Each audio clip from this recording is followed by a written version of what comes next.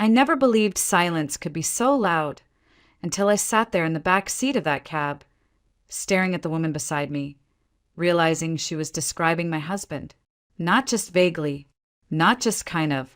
She was telling me, without knowing it, that the man waiting for her at that beautiful lakeside cabin was my husband, Gregory, and I still had 30 miles to go. Just that morning, I had woken up to sunlight streaming through the curtains, my heart light, my mind humming with anticipation. Gregory had gone up to our retreat in Lakewood on Wednesday, said he needed quiet to finish drafting the plans for his next interior design project. "I just need space," Ellie, he had told me over the phone, his voice tender. "You know how the noise clutters my process." I'd laughed and agreed like I always did. That's the kind of wife I was, supportive, understanding, never questioning. Friday was a half day at the office, and as I walked out early with my coworkers waving behind me, I made a decision that felt spontaneous and sweet. I'd surprise him. We hadn't had a real weekend together in weeks, and I missed him. The idea of cooking dinner together, watching the lake shimmer at sunset, maybe even opening that bottle of Bordeaux we'd been saving. It gave me a rush I hadn't felt in a while. I drove home humming, packed my favorite cardigan, a flowy sundress, and, because I felt a little bold, the lingerie he had given me last Valentine's, just in case this turned into a weekend of reconnection. And then my car wouldn't start. I tried once, twice. The engine clicked, sputtered, then gave up. I sat there for a moment, fists clenched on the steering wheel, trying not to scream. Of course, of all days, I could have waited for the mechanic. I could have rescheduled, but I was determined.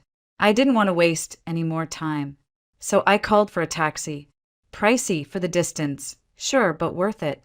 Or so I thought. The driver was an older man named George. Warm smile, gentle manners, and a slow southern drawl that made everything sound calm. We'd barely gotten 10 miles out of Charleston when he stopped to pick someone else up, said it was a shared ride request. I didn't mind. The more the merrier, I thought. Then she stepped in. She was striking, not just in the way that turned heads, but in the way that said she knew she turned heads. Auburn hair twisted into a perfect low bun, delicate makeup, a scent that was expensive and deliberate. Her name was Samantha. She smiled at me as she slid into the back seat, and I returned it, instinctively brushing my hand over my ponytail, suddenly hyper-aware of the slight smudge in my eyeliner. The ride started quiet enough. George played soft music. Samantha scrolled through her phone.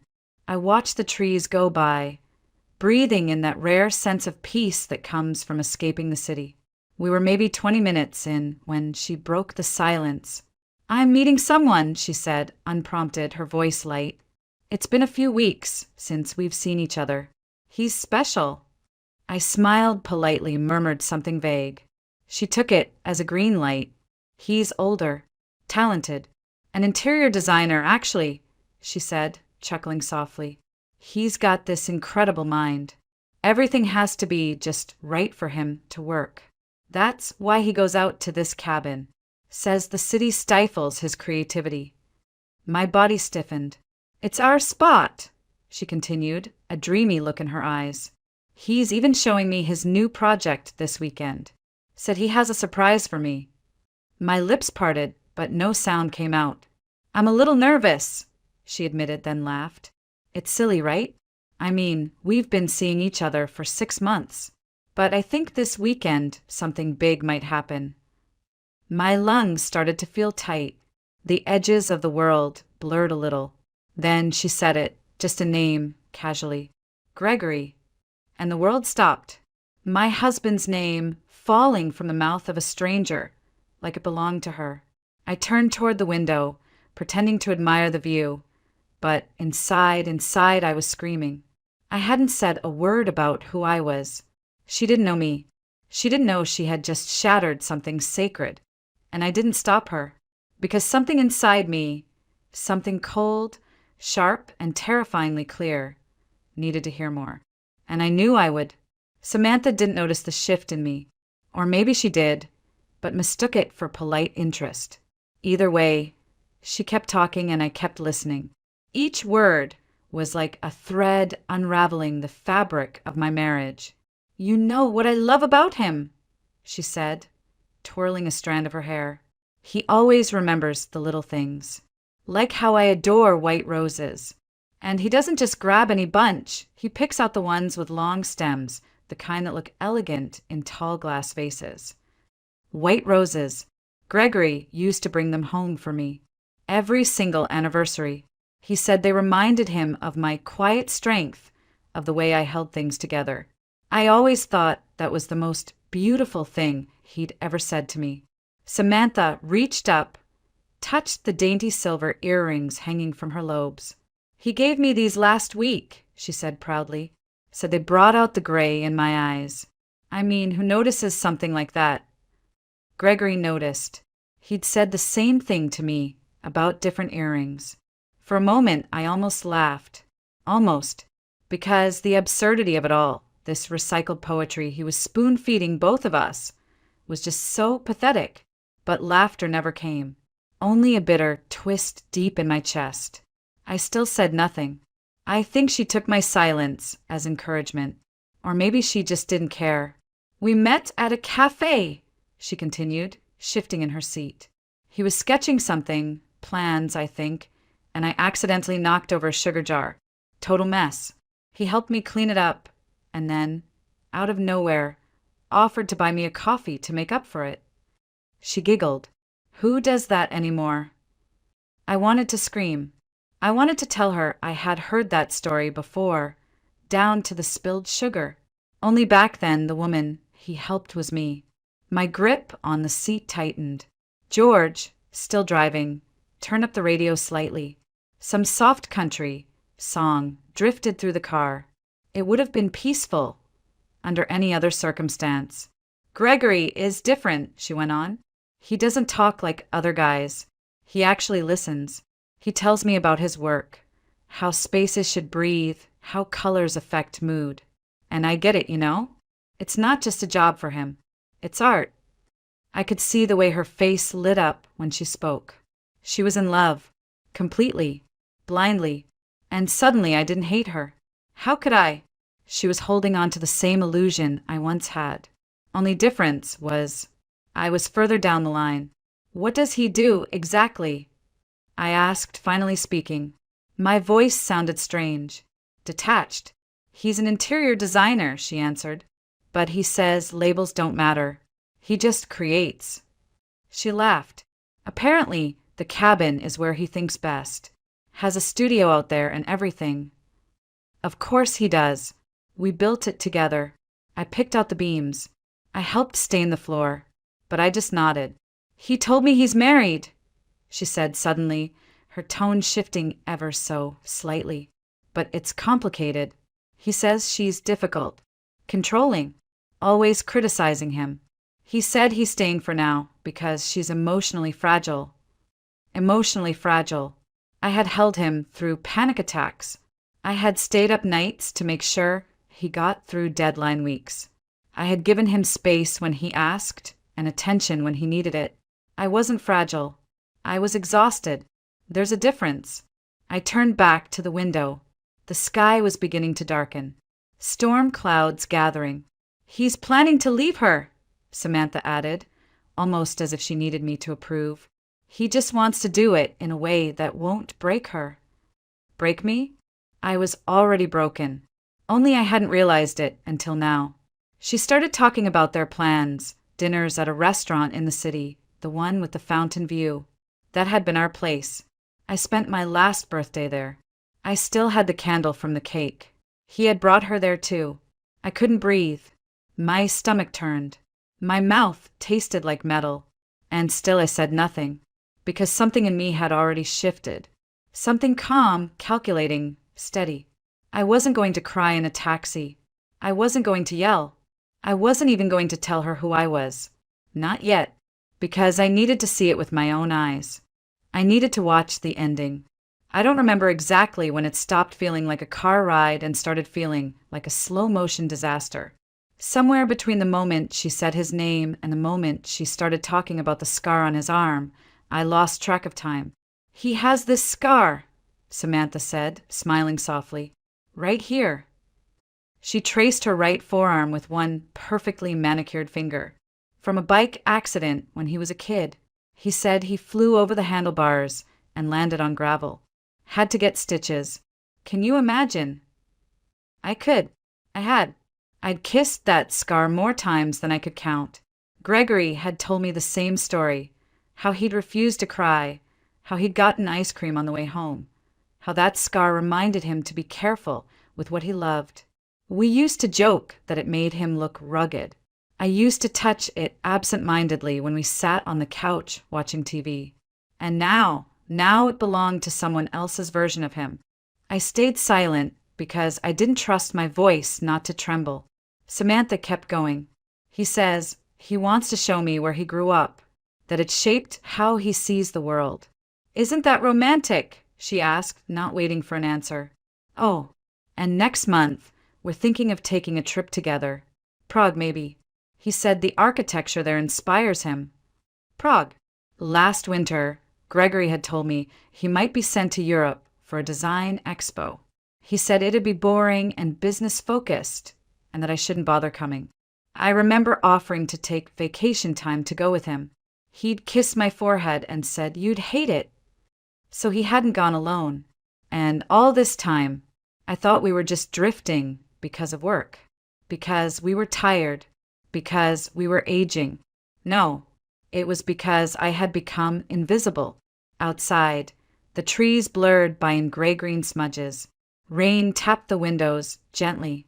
A storm was definitely coming. He told me, Samantha said casually, that his wife can't have kids, which is probably for the best. He says it's a sad situation, but she's kind of unstable, like emotional all the time. Honestly, I think he feels guilty. That's why he's stuck. Unstable. Gregory and I had been trying to conceive for 2 years. It had been exhausting and emotional. And yes, I'd cried. A lot. After every failed test, every doctor's visit, every round of hopeful vitamins. But I was never unstable. I was hopeful. And now I knew he'd turned that vulnerability into a weapon. Used it as his excuse.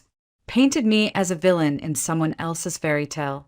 Samantha touched her lips with a tissue, freshening her lipstick. Bright red. The color of confidence, of seduction. We're celebrating our 6-month anniversary this weekend, she said brightly. He said he's got something planned. Maybe even a ring. He asked for my ring size last week. My heart slammed against my ribs. Gregory had asked for my ring size too last month. Said he wanted to get me something special for our upcoming anniversary. I thought maybe he was trying. Maybe we were turning a corner. I thought wrong. And then she said something that made the breath freeze in my throat. He said he's never felt so free with anyone, that he's finally able to breathe, that I make him feel like a man again. My eyes stung. I blinked rapidly, refusing to let the tears fall. Breathe. That was our word. He used to say it every time I got overwhelmed. Just breathe, Ellie. He'd whisper it against my temple, his hands resting gently on my shoulders. Now he whispered it to her. I didn't even realize the cab had slowed until George leaned over the seat and muttered, "Sorry, folks. Looks like we've got a pile-up ahead. Might be a bit of a wait." Fine by me, because I needed the time. I needed to collect every shard of what I'd just heard, stack them neatly and build something out of them. Not revenge. Not rage. Clarity. I sat back, closed my eyes, and listened to the rhythmic drumming of the rain on the roof. Samantha was still chatting, oblivious, excited, glowing. She had no idea. Not yet. But soon. She would. The storm was in full swing by the time we reached the turnoff toward Lakewood. The sky hung low and bruised, rain lashing sideways against the windshield. George squinted into the blur, wipers thumping steadily. I sat still, heart pounding louder than the thunder overhead. Samantha, meanwhile, was fixing her hair in a compact mirror. She looked radiant, blissfully unaware. She reapplied her lipstick, smoothed her dress, and then gave a little squeal. There he is, she said, pointing through the window. He said he'd be waiting by the gate. I followed her gaze, and there he was, Gregory, wearing the blue flannel shirt I'd given him last Christmas, the one I said brought out the green in his eyes. He was standing in front of our gate, the exact gate I had painted myself 2 summers ago, and he was smiling, the smile I once believed was reserved for me. I shrank into my seat, praying the fogged glass would shield me. George pulled over, slowing to a stop near the curb. "This is me," Samantha chirped. She turned to me with a bright smile. "Thanks for the company. Have a lovely weekend." My lips barely moved. "You too." She opened the door, stepped out, and Gregory walked toward her like a man stepping into a dream. I watched, frozen, as he wrapped his arms around her, pulled her in close, and kissed her, deeply, intimately. I looked away, but the sound, his voice, still reached me through the rain. "I missed you, sweetheart." Sweetheart. He used to call me that. Something broke then. Not loudly, not with fire, quietly, like a candle snuffed out without warning. George looked back over his shoulder. "Where to next, ma'am?" My mouth opened, but no words came. I could leave, right now. I could let that be the last image I ever had of Gregory Whitaker, my husband, holding another woman in the rain, on the porch of the home we built together. But then I heard it again. Samantha's laugh. Bright, confident, victorious. Something inside me shifted. "Take me back to the city," I said quietly. "My plans changed." George blinked. "You sure? Bit of a drive in this weather." "Yes," I nodded. "Please." As the car pulled away, I stared out the window. But the road blurred, not from the rain, but from something burning behind my eyes. I lasted all of 3 miles. "Stop the car," I said suddenly. George glanced at me in the rearview mirror. "Everything all right?" "No," I said, "but I'm going back anyway." He made a U-turn on the narrow road without question. No comments, no judgment, just the hum of the engine and the soft patter of rain. When we reached the house again, the gate was slightly ajar. I paid George double, told him he wouldn't need to wait. He gave me a knowing look and nodded before driving off. There I stood, on the gravel drive in the soft drizzle, staring at the house I once called ours. I could hear laughter from inside. Gregory's voice, then Samantha's. They sounded comfortable, familiar, like they belonged there. I walked up to the front door and paused. My hand hovered above the knob. I could storm in, throw accusations, demand explanations, but I didn't want a scene. I wanted clarity. So I smoothed my hair, straightened my coat, and rang the doorbell. Footsteps, then the sound of the latch turning. Gregory opened the door, and his face turned the color of ash. "Eleanor," he whispered. "WH, what are you doing here?" I smiled. Surprise. Got off work early. Thought I'd come spend the weekend with my husband. He blinked. Panic bloomed in his eyes. You never said." "No," I cut in gently. "I didn't." A voice came from behind him.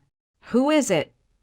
Samantha stepped into view, brushing a loose curl behind her ear. Her expression froze the moment she saw me.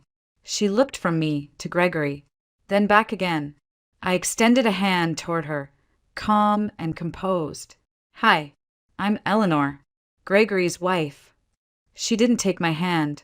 She didn't have to, because in that moment, everything fell into place. The earrings, the roses, the stories, the lies. The truth stood between us, thick as smoke. Gregory's mouth opened, but no words came.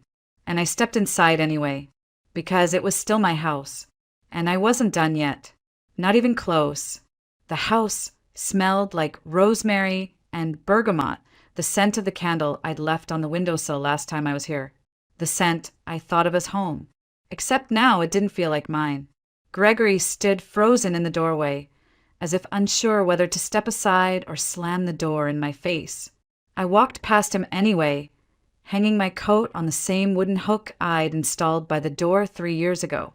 Samantha trailed behind me, silent, her heels tapping lightly against the hardwood floor. The living room was exactly as I'd left it. The same blue throw folded on the couch.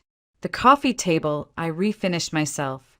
2 cups of tea sat steaming on it, and a small plate of lemon cookies, my favorite recipe. My stomach turned.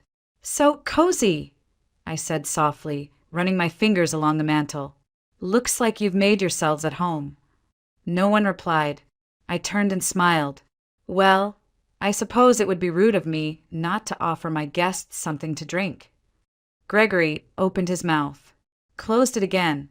Samantha stared at me as if I were a ghost. "Sit," I said gently, gesturing to the couch. "Please, it's raining." No sense in sending anyone back out right away. They obeyed. I walked into the kitchen, the same kitchen where I'd once spent an entire weekend painting the cabinets pale sage. My hands moved on their own, muscle memory taking over, finding the good mugs, slicing the cheese, arranging the charcuterie. All the things I used to do when Gregory had clients over. But this time the performance had a different audience. When I returned, I placed everything on the table with quiet grace. Gregory sat stiff as stone. Samantha's lipstick had faded slightly. Her hands trembled as she reached for her tea. "So," I said, taking my seat across from them, "how did you two meet?" Samantha blinked. Cafe," Gregory muttered, not looking at me. I nodded. "The sugar jar story. Classic." He flinched. Samantha set her cup down too quickly. Tea sloshed over the edge. She didn't notice. I folded my hands neatly in my lap. "Do you love him?" I asked. Samantha's eyes widened. I thought I did." "Do you still?" She looked at Gregory, then back at me. "I don't know." Silence stretched. "Eleanor," Gregory began, but I cut him off with a raised hand. "I'm not here to fight," I said. "I'm not here to scream or beg or ask why. I already know the why. Because you're weak, Gregory. Because you're selfish. Because you wanted something new instead of fixing what you already had." His face flushed crimson. He opened his mouth, then shut it again. Smart man for once. I turned to Samantha. "You know, he said the exact same things to me?" I said softly that he'd never felt more free, that he could breathe around me, that I made him feel like a man. Her lips parted. She didn't speak. I believed him too. We sat there like that.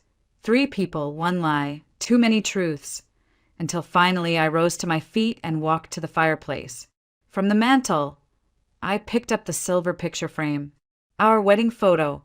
Me in ivory lace, him in a navy suit. Both of us laughing. I turned it around and set it face down. "I think we're done here," I said. Samantha stood slowly, her eyes downcast. "I didn't know." "I swear." "I believe you." She swallowed. "I should go." "No," I said, surprising even myself. "You'll stay the night. It's late, the roads are slick, and I wouldn't send a stranger out into this storm, even one who kissed my husband." Samantha looked like she might cry. Gregory looked like he already had. "Guest rooms upstairs, last door on the right. There's fresh towels in the closet." She nodded, murmured a thank you, and disappeared up the stairs. Gregory turned to me, shoulders sagging. "Ellie, I held up my hand again. "No more. You've said enough." I picked up my cup, took a long sip, and let the silence do the talking. Because in this house, in this moment, I was the one in control. I didn't sleep that night. Not because I was angry. Not even because I was sad.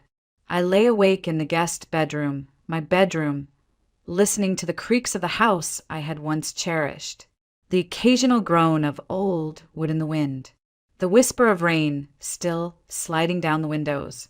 And above it all, silence from the room down the hall. I imagined Samantha curled beneath the covers in what used to be the kids' room. We had painted it soft yellow years ago when we thought we'd fill it with cribs and lullabies.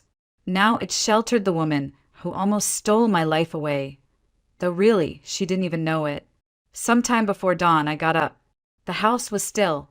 I padded barefoot into the kitchen, started a pot of coffee, and stared at the window while the machine hissed and gurgled.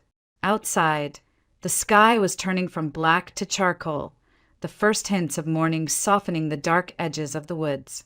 Footsteps on the stairs made me turn.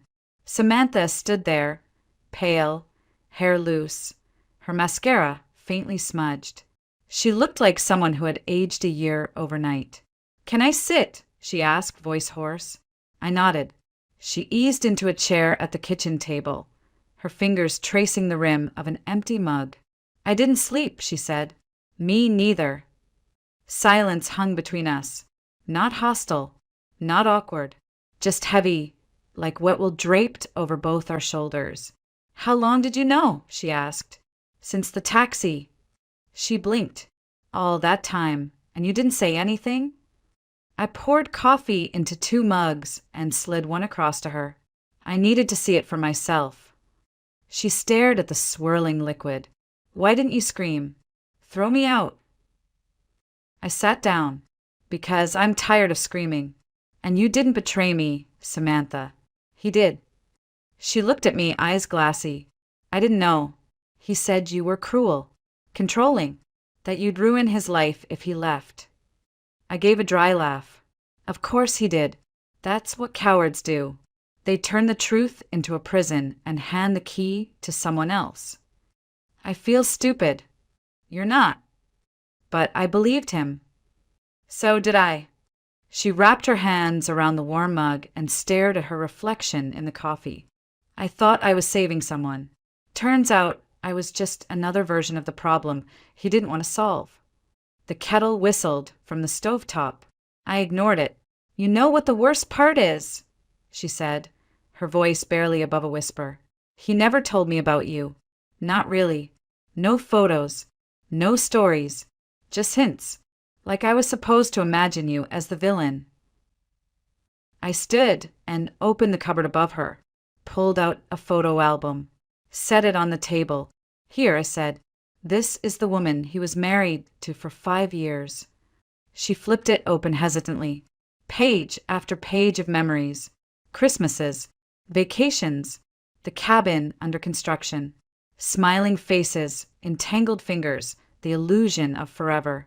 She paused on a picture of Gregory, kissing my cheek on our anniversary. I remembered that day because I had been sick, but still made him dinner. He told me it was the best meal he'd ever had. She turned the page and stopped. "That's the restaurant," she whispered. "The one with the fountain." "Our place," I said quietly. Tears filled her eyes. She closed the book slowly. "I'm sorry."